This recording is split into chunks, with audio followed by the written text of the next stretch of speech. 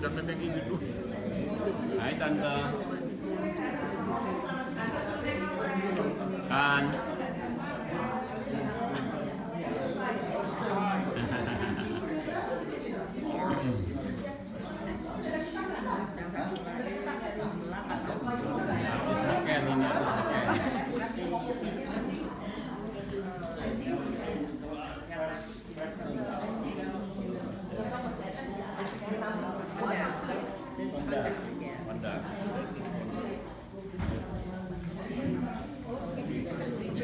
Habis makan ini, Kalau dia marahin nggak boleh.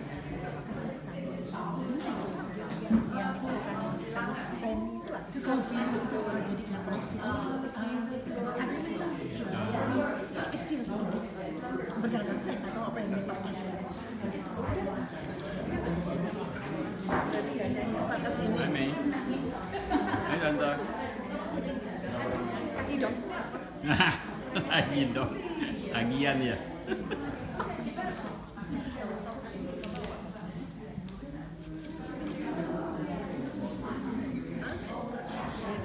Yeah, I just learned about this.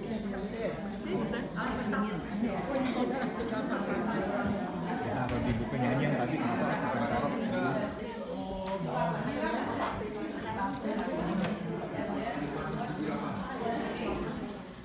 Ini artis terkenal nih.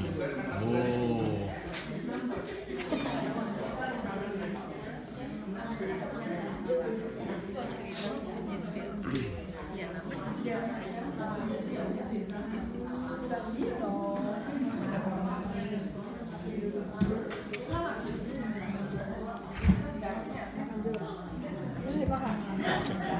Thank you.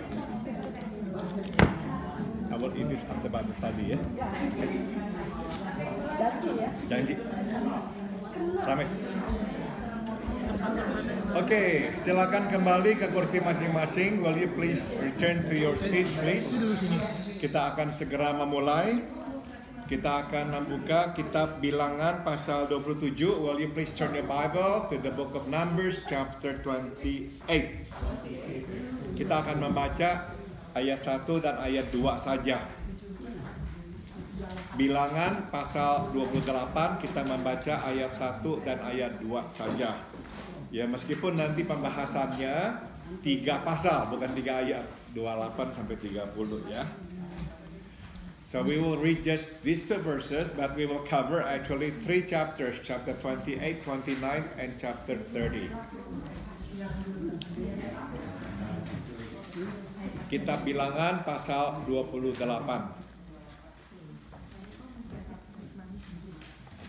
Nomor berapa? Ayat berapa? 1 dan 2.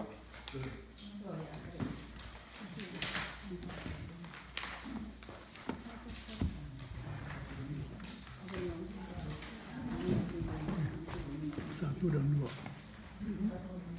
Kok pendek ya? Oke. Mari kita membacanya bersama-sama. Let's read this together. 1, 2, 3.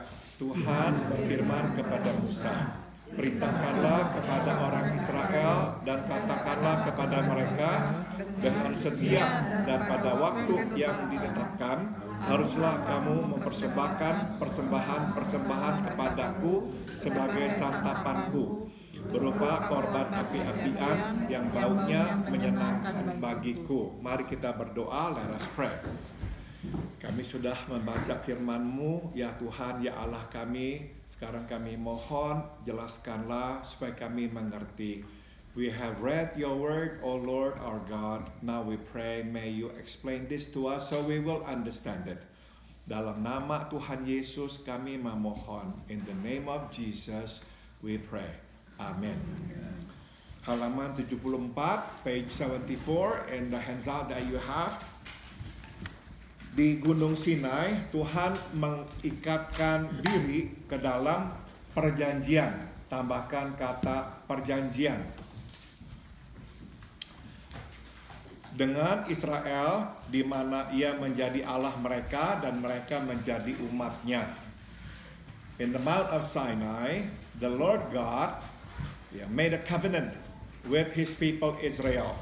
where he was to become their God and they were to become his people. Di dalam perjanjian itu diberikanlah ketetapan yang mesti ditaati oleh Israel, termasuk ketetapan mengenai pelbagai persembahan dan perayaan. So in that covenant, God also spelled out his commandments, things that people of Israel were to do.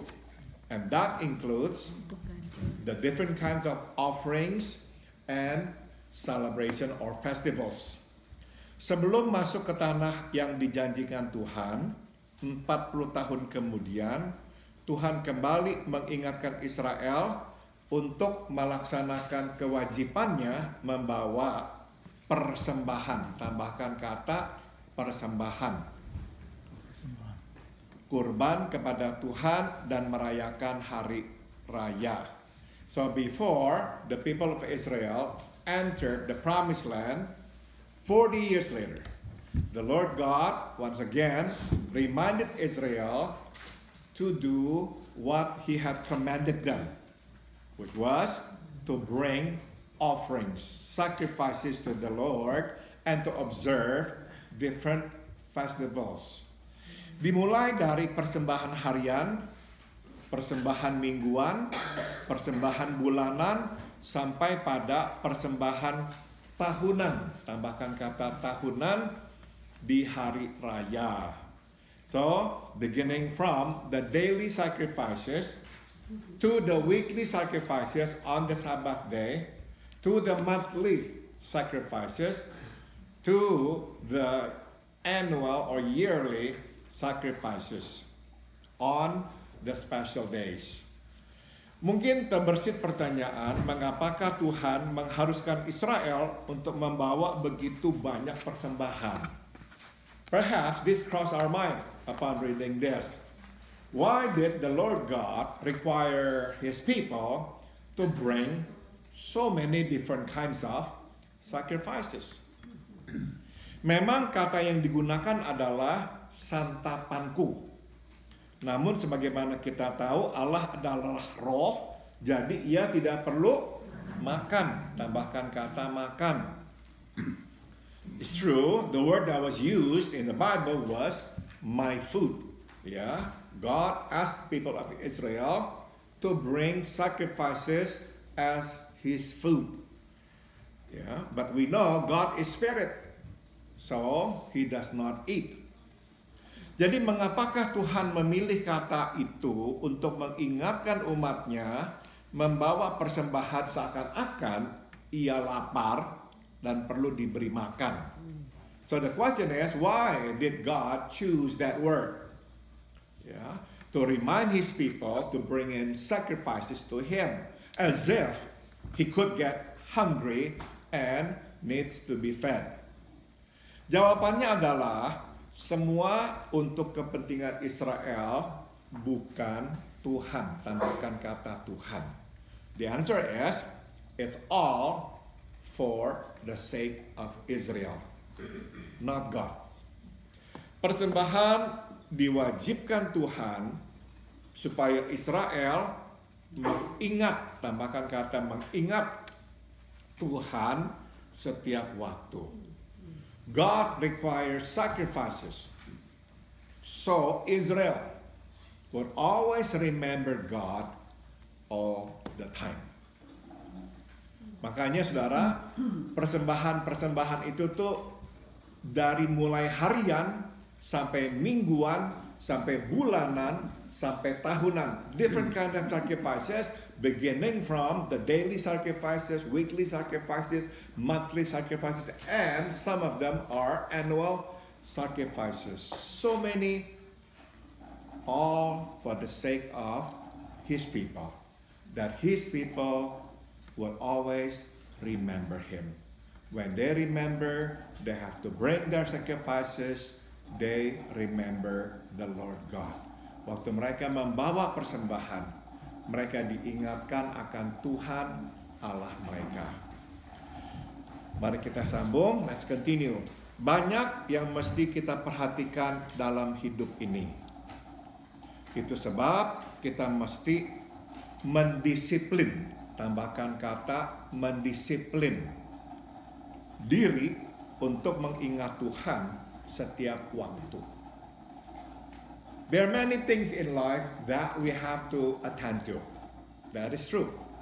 Yeah, we have our jobs, we have our children, we have our parents, we have a lot of things that we need to attend to. Therefore, we must discipline ourselves to remember God. Dengan kata lain, saudara-saudara, tidak otomatis kita ini akan selalu mengingat Tuhan. In other words, we need to keep this in mind. To remember God is not automatic. It is not something natural. Sekarang saya tanya, biasanya kita mengingat Tuhan sewaktu kita tengah mengalami apa? Betul sekali. Usually we only remember God whenever we are in trouble. Kalau tidak ada masalah, seringkali kita lupa Tuhan. Ya, if we're not in trouble, oftentimes we forget God. Itu sebab kita tahu ya, mungkin ada yang kita kenal, orang-orang yang akhirnya menjadi kaya raya, makmur, seringkali lupa Tuhan. It's true. Perhaps you have known some people who became wealthy and in the end they forgot God. Betul sekali, saudara. Maka untuk tetap mengingat Tuhan diperlukan disiplin. Therefore, to remember God, it requires self-discipline. Okay? Sambung. Memang sekarang Tuhan tidak mewajibkan kita membawa persembahan harian sampai tahunan. Tapi Tuhan ingin agar kita mengingatnya setiap waktu. Tambahkan kata waktu. It's true that nowadays God does not require us to bring in different kinds of sacrifices, from daily to annual sacrifices like before. But God still wants us to remember Him all the time. Itu sebab penting bagi kita menyisihkan waktu setiap hari untuk berdoa dan merenungkan firman-Nya. It is therefore important, essential, imperative for us to set aside time every day to pray and to meditate upon His Word. Lewat persekutuan pribadi ini, kita memelihara relasi yang intim, tambahkan kata intim, dengan Tuhan. Through this personal fellowship, we can maintain an intimate relationship with God. Saudara, bukan hanya kita dari gereja Protestan yang mementingkan waktu pribadi dengan Tuhan, tapi juga saudara-saudara kita dari gereja Katolik mementingkan hal itu pula. It is not only us Protestants who put a lot of emphasis on having that personal time with God. Our brothers and sisters from the Catholic Church also do that. Nah, saudara, salah seorang yang menjadi pelopor menekankan pentingnya waktu ini adalah Archbishop Fulton Sheen. Beliau adalah salah satu orang yang sangat dihormati oleh orang-orang Katolik di Amerika di tahun 60-an dan 70-an. One of the proponents of this intimate relationship with the Lord was Archbishop Fulton Sheen from New Jersey. Saudara, dia ini menekankan dan menggunakan istilah yang baik, yaitu apa? Holy hour. He coined a very nice term. He called it holy hour. Dia berkata, kita setiap hari sekurang-kurangnya 1 jam mesti menyisihkan waktu kudus. Set aside a holy hour. Ngapain aja tuh dia bilang 1 jam? Enggak mesti 1 jam itu tuh kita baca Alkitab, enggak. It doesn't mean that we have to read the Bible for 1 hour, tidak. Ini bisa membaca, kemudian bisa berdoa, bisa menyanyi, bisa berdiam dan berpikir, Ya, Santi dan saya hampir setiap pagi akan menonton YouTube, mendengarkan khotbah. Almost every morning, Santi and I would watch YouTube, listening to sermons. Yeah, we would sit in front of the TV, digesting Word of God spoken by His servants, for about at least half an hour to 40 minutes. Dan biasanya setelah itu dia akan juga saat teduh, saya juga akan saat teduh. Usually after that, I would have my quiet time, she would have her quiet time as well. Saudara, holy hour. Ini waktu kita bersama Tuhan. Gunakan waktu kudus ini. Setiap hari, 1 jam, kita bersama dengan Tuhan. Ini kekuatan kita. This is our strength. Sambung lagi.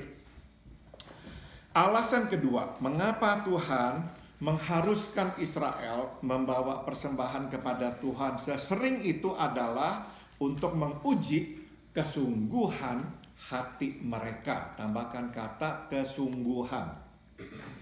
The second reason why God requires His people Israel to bring those many different kinds of sacrifices to Him is to test the sincerity of their hearts.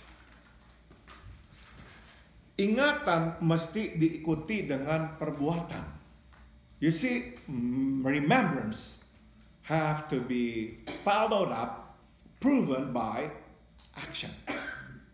Ingatan tentang kebaikan Tuhan mesti diikuti dengan persembahan syukur. Tambahkan kata persembahan. Ingatan tentang kesalahan dan dosa yang diperbuat mesti diikuti dengan permohonan pengampunan dosa. So remembrance of the goodness of God ought to be followed up by sacrifices, offering of thanksgiving. Remembrance about our mistakes and sin that we have perpetrated must be followed up by our asking God for forgiveness. Dengan kata lain, persembahan adalah wujud luar dari apa yang terjadi di dalam. Tambahkan kata dalam diri kita. In other words, sacrifices are the external realization, the concretization of what happens inside of us. Saudara, satu hal kita mengingat kebaikan Tuhan, hal yang lain kita berbuat sesuatu setelah mengingat kebaikan Tuhan. You see, it is one thing to remember the goodness of God and to do something after we remember the goodness of God. Satu hal kita mengingat, aduh saya kok bisa salah, saya kok bisa berdosa. Hal yang lain, datang dan meminta ampun. It is one thing to remember, oh, why did I do that? How could I do that? I made the same mistake again. It's another thing to ask for forgiveness. Sekarang saya tanya, mana yang lebih susah, mengingat atau berbuat sesuatu setelah mengingat? Berbuat sesuatu. Betul sekali. My question is, which is harder? To remember or to do something after we remember something? Of course, the answer is, it is harder to do something after we remember something. Saudara yang sudah menikah pasti tahu ini ya. Pasangan kita selalu meminta bukti bahwa kita mencintainya, ya kan? All of us who are married, always ask for proof. Proof that you love me. Saudara kita, Ko Dave, rendah hati, tidak suka bicara tentang dirinya. Our brother Dave is a humble man. I've known him for a long time. 45 years. He doesn't like to talk about himself. Tapi saya tahu engkau Dave berbuat untuk menyatakan kasihnya. But I know that he uses action, ya, to show his love. Ini yang kita setiap hari lihat, hari Rabu dan hari Minggu ya, apa yang engkau Dave perbuat untuk istri yang dikasihinya. Ya, this is what we see. He does every Sunday and every Wednesday for his beloved wife. Saudara-saudara, ini yang Tuhan inginkan dari kita. This is what God wants from us. Not only we remember, not only we think about it, but we do something about it. Do something about it. Ya, ini yang Tuhan inginkan dari kita. Maka Tuhan meminta orang Israel membawa persembahan untuk menguji kesungguhan hatinya. And that is why God requires Israel to bring in sacrifices. Not only to think of, oh, God is good, but to bring sacrifices. This is to test the sincerity of their hearts. Do you really mean it? Do you really mean it? If you mean it, then do something. Get yourself busy. Bringing sacrifices memang is busy. Yeah, you have to bring the animals, complicated. But that's to test how much you really love me. Ya, jangan sampai kita ini termakan oleh zaman. Ya, do not be swallowed, influenced, affected, overwhelmed. Subjected to the culture around us. Di dalam dunia di mana kita tinggal, penekanannya adalah pada segampang mungkin. Now we live in an era in which the God or the philosophy that underlies everything we do is as efficiently, as quickly, as easily as possible. Tidak, saudara-saudara.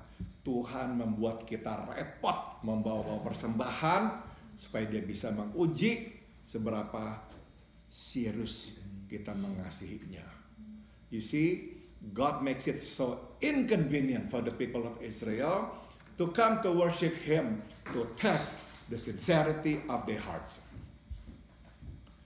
Sekarang kita jauh lebih gampang, tinggal bawa uang, masukkan ke kantong persembahan. Now it's so much easier, yeah, to bring in our money and put it in the offering box. Bukan banyak gereja sekarang nggak pakai lagi offering money, langsung pakai digital money. Ya, some churches now don't use the offering box anymore, they use the digital money. Saudara-saudara, it's okay ya. Tapi poinnya saya harap saudara mengerti ya. That is okay.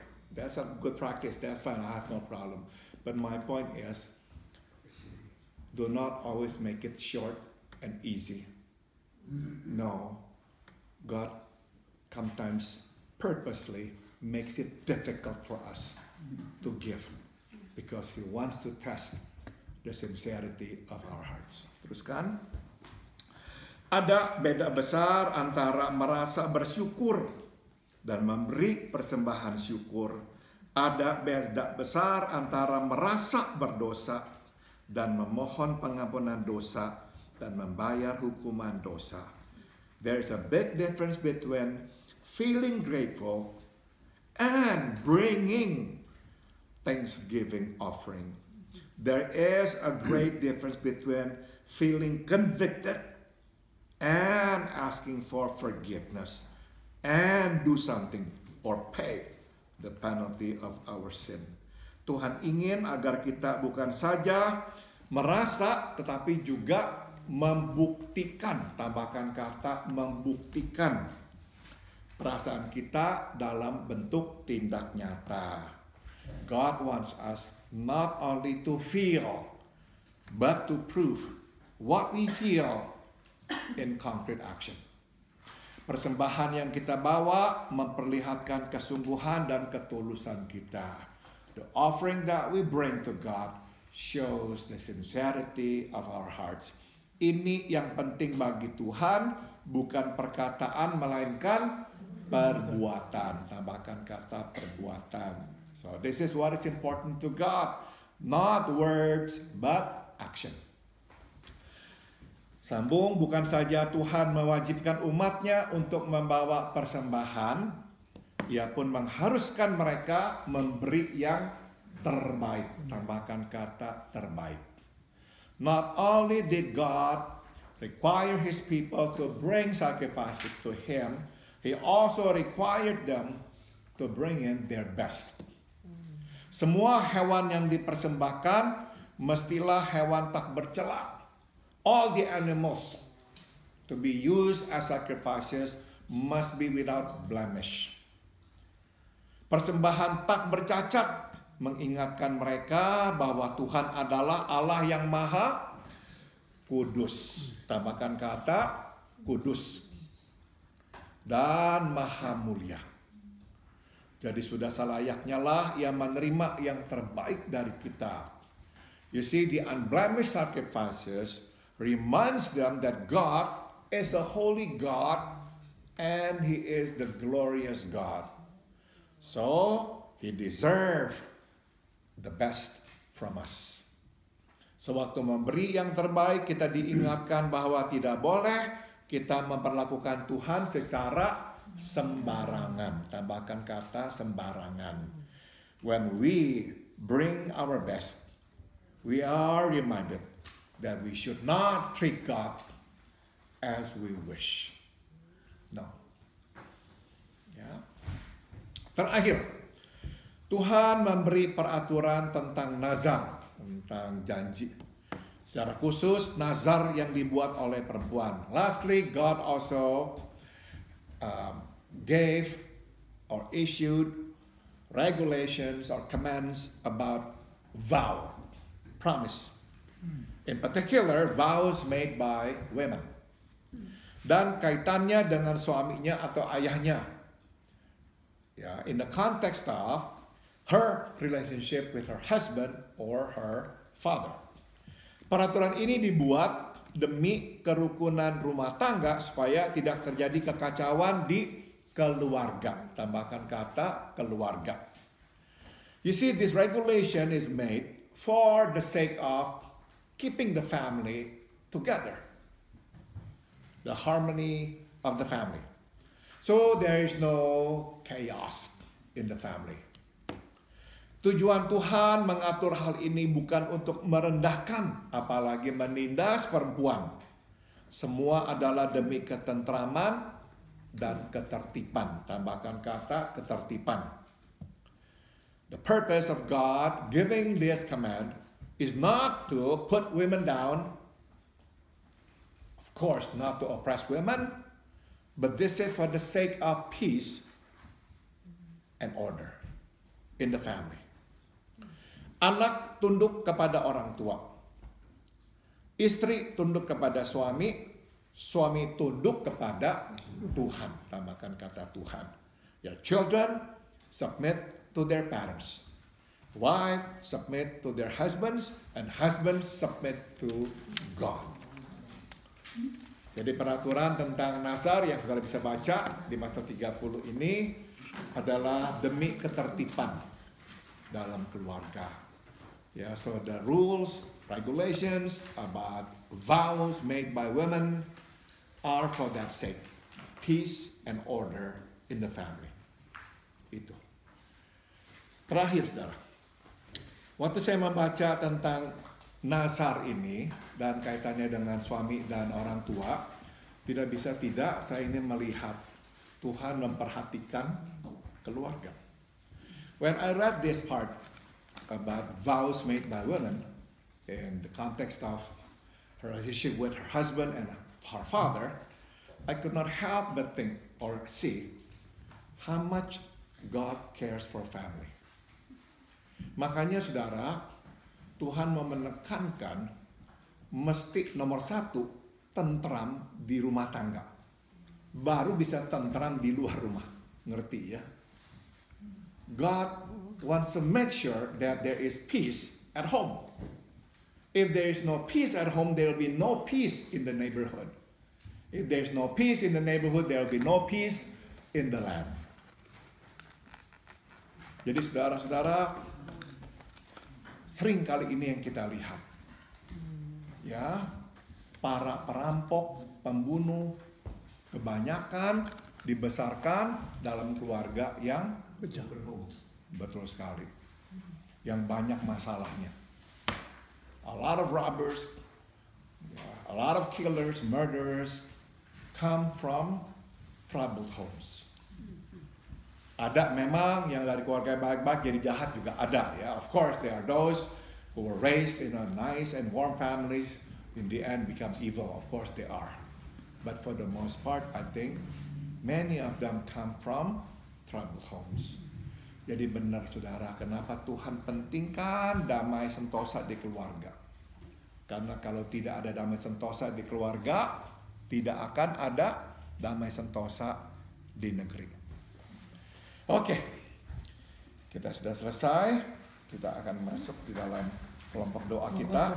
Sebelumnya ada pertanyaan, silakan. Itu offeringnya bisa ya. Every day domba 2. Ini kan, Iya, betul. Pagi dan sore. You're right. Twice a day. ini jadi for the tribe or for the Iya. Jadi untuk orang-orang Israel, mereka itu diminta untuk membawa persembahan, tapi tidak harus domba. Kalau misalnya tidak punya uang beli atau tidak punya domba, sapi. yang lebih murahan. Tapi they have to bring something. You're right.